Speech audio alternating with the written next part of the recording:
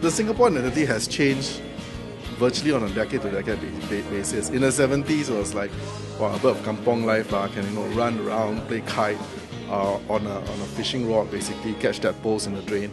In the 80s, it was about friends and schools and stuff, at least for me and things like that. Today is a bit more cosmopolitan. It's working with expatriates, working with foreign talent, working with every segment of society itself. So it differs basically from decade to decade, from period to period itself, and that is worrisome. It's unlike established cities. Like I said, I'm a New Yorker, I'm a Londoner, basically. I'm a Hong Konger and stuff. These are societies that have very entrenched traditions and identities itself, which I find lacking in Singapore at this point in time.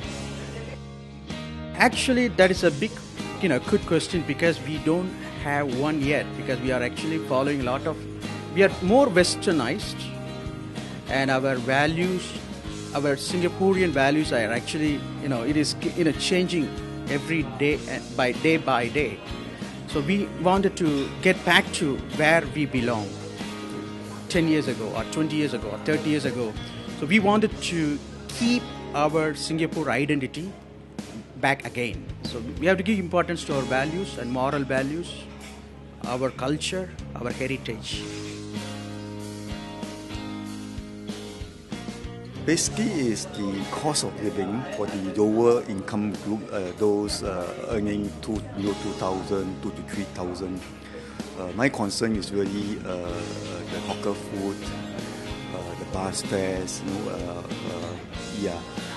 Undoubtedly, our MRTs is cool, our buses, we have the time to tell us when it's coming. We have improved quite a long way.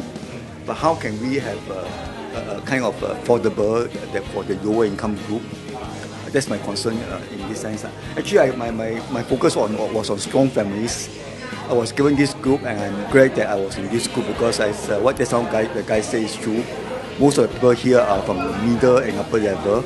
And I think we will miss these people if no one addresses this issue. Yeah. Whether it's at the upper levels of the demographics here, basically, or the retirees and this and that, it's affordability levels for the different stages in life. The retirees definitely want to have cheaper healthcare, cheaper access to transportation itself. The families want to have cheaper education, more access to choices, deregulation of schools, for example. But by and large, it's really about affordability.